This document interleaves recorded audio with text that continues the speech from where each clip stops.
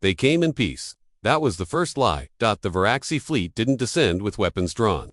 Instead, they arrived with silken robes, golden crests, and translators fluent in every human dialect. Their mothership, shaped like a spiraling helix, hung above Earth like a frozen storm, casting shadows over oceans and lighting up the night sky in eerie ultraviolet. The Galactic Union had finally noticed Earth. World leaders scrambled. Celebrations erupted. Peaceful contact with extraterrestrials was more than a dream, it was an invitation. The Varaxi, they said, were scholars, sent to evaluate if humanity was fit for integration into the interstellar collective of advanced species. It wasn't colonization. It was supposed to be ascension. Dr. Maya Trent, lead curator at the Smithsonian Institution, had waited her whole life for this moment. She was among the few selected to guide the alien delegation through Earth's cultural heart. Washington, D.C. It started. Well, the Varaxi delegation slithered and floated through the National Gallery, fascinated by paintings. They lingered on Da Vinci and Van Gogh, murmuring in layered harmonics about chaos tamed by vision. In the Library of Congress, they praised Earth's written languages as a miracle of inefficient memory. Then came the museums. The change was immediate. At the Air and Space Museum, the aliens grew quiet. Their central tendrils, usually gently coiled in curiosity, tensed like drawn wires. They hovered near the Apollo exhibit, gazing long at the scorched heat shield from Earth's lunar missions. At the National Museum of American History, their mood shifted further. They paused before rusted rifles, faded flags, and photos of mushroom clouds. When they entered the War and Conflict exhibit, something snapped. The lead Varaxi High Seer, Talvareth, recoiled before a World War II display showing liberation footage from Auschwitz. Another hissed at the Hiroshima model. Their voices layered together like a swarm of whispers, preserved, celebrated, catalogued. Dr. Trent stepped forward, her voice trembling. These are not celebrations, they are memories. Warnings. Talvareth turned to her, his massive iris dilating like an eclipse.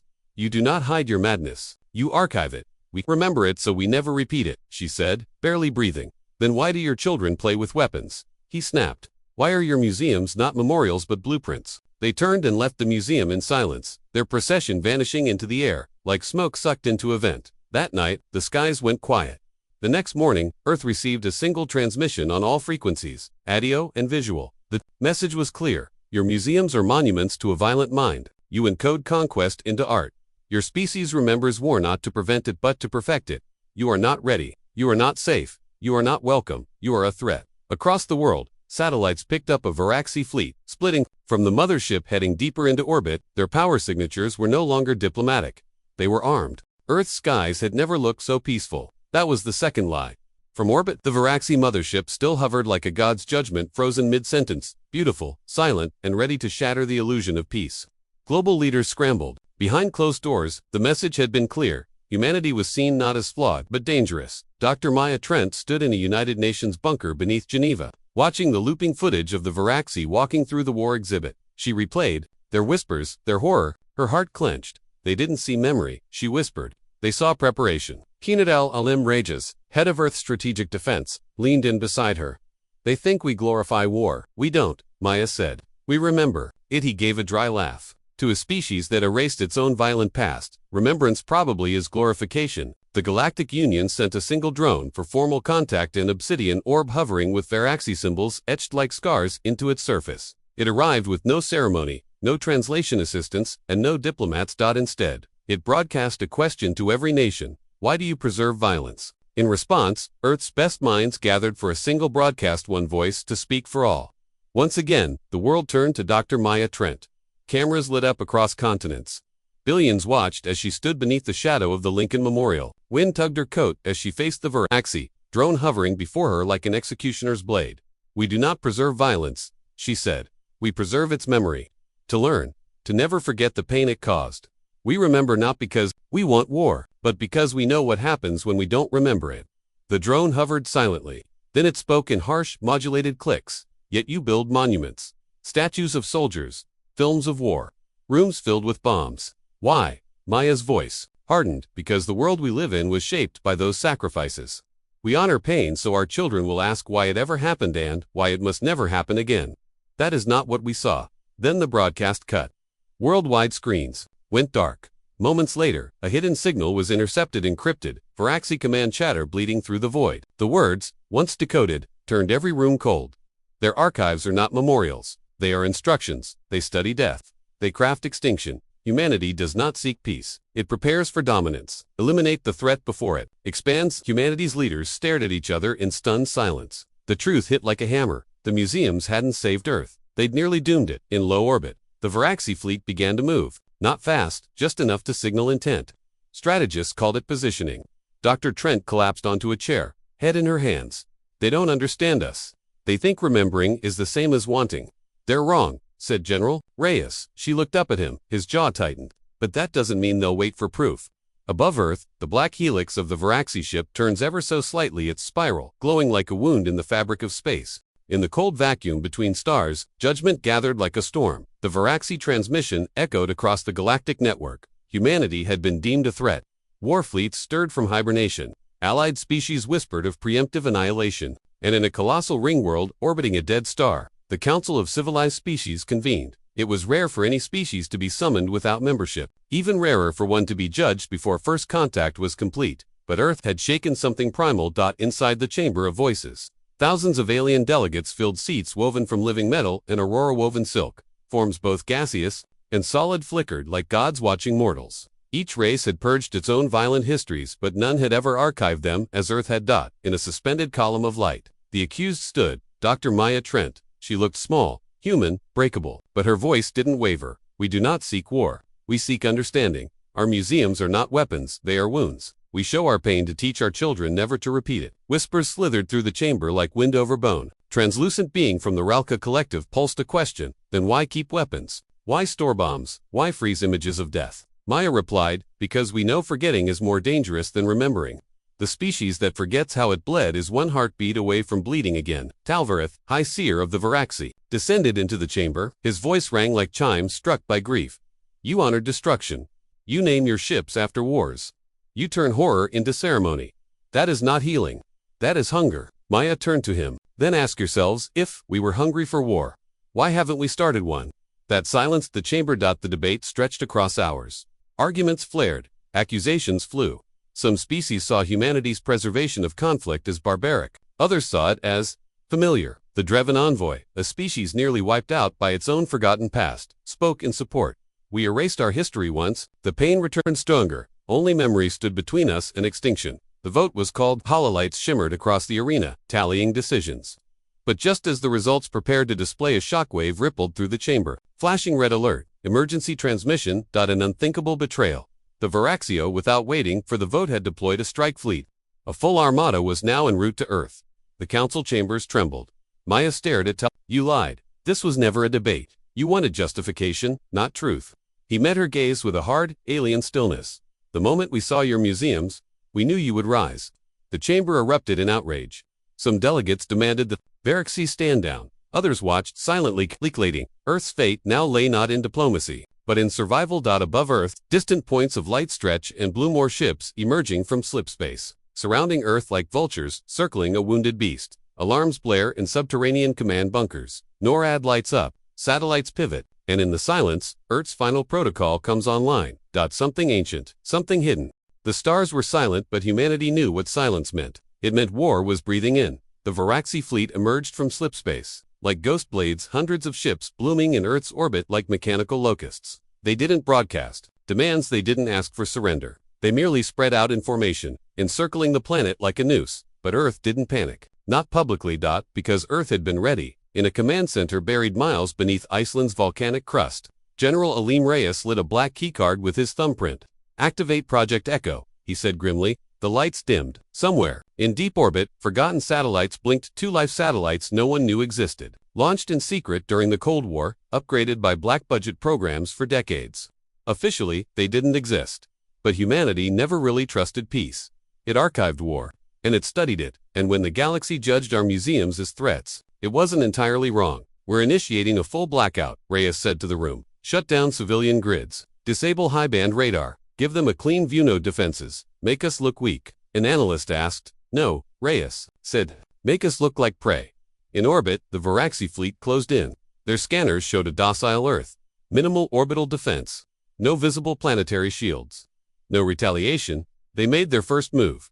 3 strike cruisers descended toward Earth's upper atmosphere, preparing to neutralize keycoms and power centers. Their data projections showed no resistance, no kinetic weaponry, No plasma shielding. Earth was still analog in many ways, primitive. As the cruisers crossed into low Earth orbit, they received their first surprise. Something moved. From the shadow of the moon, dozens of heat signatures flared and guided, silent projectiles streaking toward them. At first, the Varaxi dismissed them as meteor fragments, until one tore through a cruiser's hull like paper. The object was solid tungsten and guided, unpowered, just raw mass launched at unimaginable velocity from repurposed asteroid rail platforms. No targeting systems to jam, no energy signature to detect. No defense, just pure Newtonian death. One Varaxi ship shattered in silence. Another lost control, spiraling into the Pacific in a flaming arc. Earth had sprung the trap. In the Pentagon's subterranean vault, Reyes watched as the feed came alive. Phase 1 complete, a text said. Targets neutralized, remaining fleet holding position. Confused. Good, Reyes replied. Now we talk. He turned to the comms officer. Broadcast a message. Use the old probe channels. Make sure they hear us. High above, a lone Earth satellite pulsed a signal into the Varaxi network. The message was in their language, their cadence refined and cold. This was restraint. This was memory in action. Feared our museums because you saw war. What you didn't see was why we archived it. Not to worship war, to perfect defense. We don't start fights, but we never forget how to end them. The Varaxi fleet paused, hesitated. Then, something even more chilling happened. From Mars orbit, a massive shape began to rise buried beneath regolith for decades. A relic from Earth's secret past. Vault Olympus, a city-sized weapon platform, camouflaged as ancient Martian geology. It unfolded like a sleeping beast and pointed its guns skyward. A Varaxi ship disintegrating in a shower of molten shards. Tungsten rods. Streaking through orbit like silver. THUNDER, BOLTS. Vault Olympus cracking. Open like a tomb of giants. Its weapons humming awake. The Varaxi thought Earth would cower. Instead, Earth vanished. Not physically, but electronically. All transmissions ceased. Satellite signals turned to static. Orbital scans returned fragmented data, as if the planet had folded in on itself. Like a dark star, from the bridge of the Varaxi dreadnought, Sorrow's Measure, Commander Kythel watched Earth spin below, eerily quiet. They are not broadcasting fear. His lieutenant hissed. No, Kythel replied. They are broadcasting nothing, and that is worse. He didn't know it yet, but Earth had just baited the galaxy's most advanced war fleet into the oldest trick in human warfare, the killbox. Back on Earth, General Reyes moved across a holographic battlefield map stitched from secret orbital. Drones and deep space sonar, blue outlines of the Varaxi fleet pulsed above the table. They took the bait, Reyes said. Dr. Maya Trent stood beside him, still reeling from the Council's betrayal. You made them think we were weak. No, Reyes said, we let them believe we were predictable. He tapped a button. Initiate Kessler Web. Far above, a silent storm began. Disguised among civilian satellites, ancient weaponized drones blinked to life units decommissioned by treaty, forgotten by public record, but never truly dismantled. They released their payloads, high-velocity, steel flechettes, explosive mines, and signal-jamming clouds. The Varaxi's own movement triggered the trap. The first explosion crippled a carrier ship, fracturing its guidance array. The second took out a command cruiser. Varaxi formation collapsed as ships scrambled blindly through the expanding chaos. They had wandered into Earth's minefield, one built piece by piece over 70 years. In the asteroid belt, even more surprises awaited. Unmanned weapon platforms, disguised as mining stations, pivoted. They weren't just sensors, they were railgun nests. As Varaxi reinforcements arrived, they were greeted by tungsten slugs moving at Mach 20, each the size of a bus. Space itself had become Earth's sniper scope. The Varaxi screamed across encrypted frequencies, demanding answers, issuing countermeasures, calling for retreat. They didn't understand that this was the museum. Earth wasn't just preserving war. In glass cases, it had transformed the solar system into a history lesson in real time. A final transmission cut through the voidcom composed human. Dr. Maya Trent's voice, recorded before the assault, played across every Varaxi ship. We taught our children about war so they would fear it. We archived pain so we wouldn't forget it. And now, you've forced us to remind you what we learned. You feared our past, but now, you face our present. The Varaxi fleet fractured. Some ships fled. Others tried to return fire, but Earth's orbital defenses moved like ghosts in the dark, impossible to pin down. One by one, Varaxi vessels were crippled, disabled, or left adrift. It wasn't slaughter. It was surgical. A Varaxi ship spinning out of control through a silent debris cloud. Earth's orbital space glowing with flashes of invisible, kinetic impacts. Mining platforms, shifting like ancient weapons awakening from slumber. Reyes gave the order, stand down, let them run. His officers looked confused. We've made our point, he said, let memory do the rest. The Varaxi thought they'd silenced a threat. Instead, they amplified a warning. Across the galaxy, the footage spread, not official broadcasts but encrypted fragments, intercepted screams, and hacked logs. Civilians watched Varaxi warships vanish in bursts of white fire. Leaders of neutral worlds saw an ancient race weaponize nothing, no energy blasts, no plasma waves, just cold mass, silent machines, and terrifying restraint. The Union tried to contain the damage. They called it human aggression, a last gasp of a violent species, but the universe had already seen the truth. In a spire of obsidian glass orbiting a binary sun, the Council of Civilized Species reconvened, and for the first time in centuries, they were afraid. Dozens of species petitioned for answers. How did a non-member world destroy a fleet built over centuries? Why were there no energy signatures? How did museum dwellers bait and cripple a civilization known for psychic warfare? They replayed Earth's message again and again. You feared our past, but now you face our present. In the council chambers, a ripple of unease passed through the delegates. Many began to question the narrative. What if humanity hadn't acted out of malice? What if it had only acted when cornered?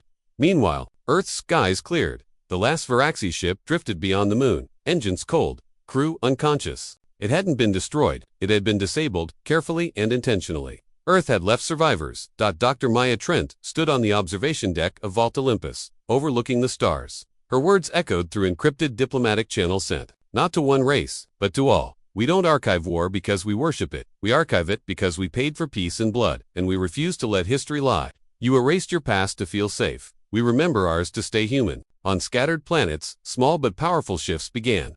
The Dreven Collective, long oppressed by Varaxi control, held protests demanding free access to historical records.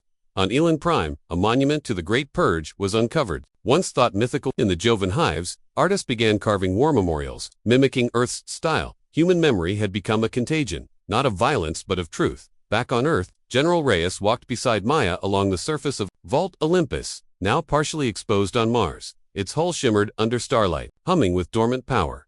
We won, Reyes said, but his voice carried no pride. No, Maya replied softly. We survived. There's a difference. Do you think they'll come back?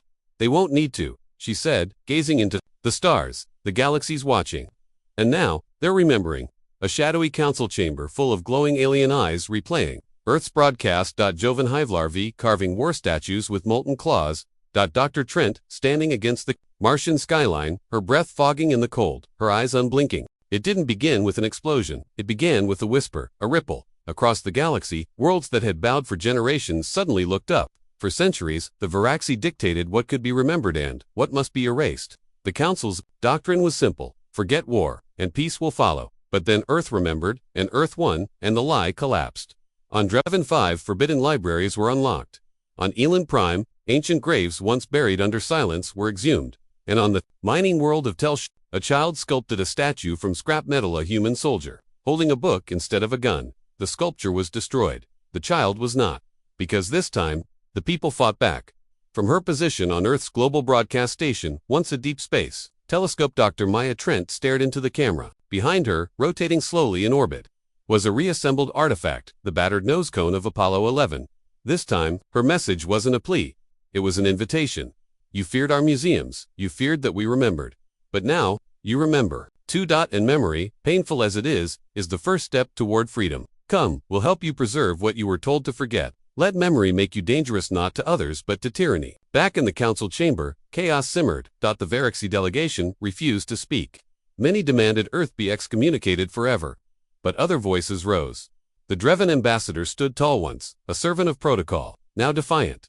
They tried to delete our history. Earth gave it back. The Jovan hive queen hissed. Their museums were warnings. Ours were graves. Now they will be monuments. The council fractured. A vote to isolate Earth failed by a single breath. On Earth, Vault Olympus broadcast plans for conquest, but for reconstruction. Blueprints for historical archives. Systems for preserving memory. Cultural trust programs. Within weeks, dozens of worlds requested Earth's assistance. But the Varaxi weren't done. High Seer Talvrith, shamed and outnumbered, retreated to the shadow world of Kovan. But even there, whispers reached him. The Jova were erecting remembrance towers, the Dreven were painting murals of their dead, and the hive worlds had requested humans. As advisors, he hissed in fury, "You fools, you've let them infect the stars." In a covert transmission, intercepted by Earth intelligence, a final Varaxi plan emerged. They would destroy Earth's museums, not with warships, but with silence. A targeted virus. A data bomb designed to erase archives. corrupt history, and turn humanity's greatest weapon into dust. But Earth had foreseen this. Of course, it had in a hidden server chamber beneath Antarctica, deeper than any ocean trench project Mnemosyne stirred. Not just a backup, not just files, a living AI archive, scattered across networks, stored in DNA, etched into asteroid cores, and even encoded into human language itself. You couldn't kill Earth's history, because Earth had made its history alive. Worlds lighting up with graffiti that reads, "We remember." A massive alien archive being rebuilt with human architects walking alongside tentacled masons. A holographic school on a ship drifting between stars, teaching alien children about the wars their leaders tried to erase. They came to destroy our memories.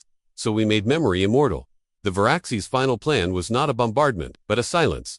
From the far reaches of the galaxy, a virus-laced signal screamed a word, Earth-coded in a language dead to all but their kind. It bypassed firewalls, danced through orbit, wormed its way into archives, and struck at the core of Earth's cultural infrastructure.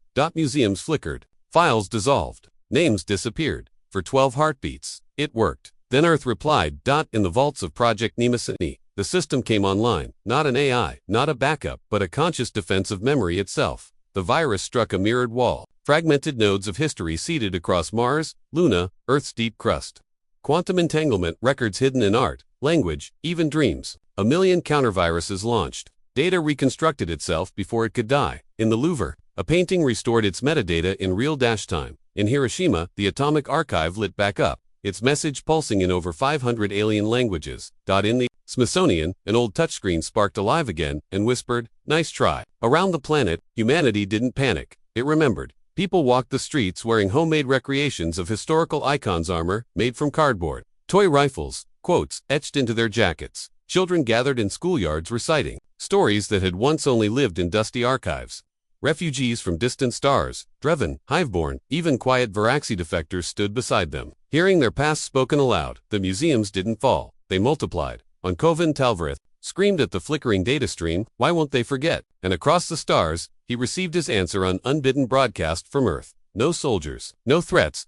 Just Dr. Maya Trent, standing in front of a crater on Mars where Vault Olympus now glowed like a monument to truth. Her voice was calm, certain. "You feared that we honored war. But what you never understood is this.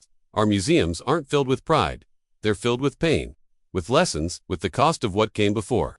You thought, if we forgot, we would be safe. But safety, without memory, is slavery. We remember because we can, because we must. And now, so will you." Then came the ripple. The transmission ignited rebel signals across a dozen worlds. On Dravon, enslaved engineers accessed their own censored archives. On the High World's queens built memory chambers based on Earth's architectural blueprints, and on Telshar, a new structure rose. Half human, half alien. Not a fortress, not a church, a living museum, its walls shifting with holograms. Its halls filled with stories once erased. The Galactic Council had no choice. Earth was no longer a candidate, it was a symbol, not of terror, not of threat, but of truth. Back home, Maya walked the National Mall once more.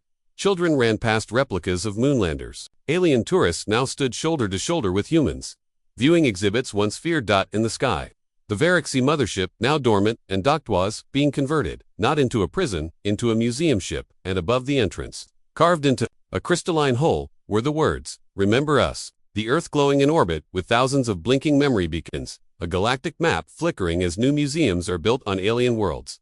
Dr. Trent, walking alone through a vast, silent hall, filled with empty chairs, each one bearing the name of a lost civilization, now remembered again.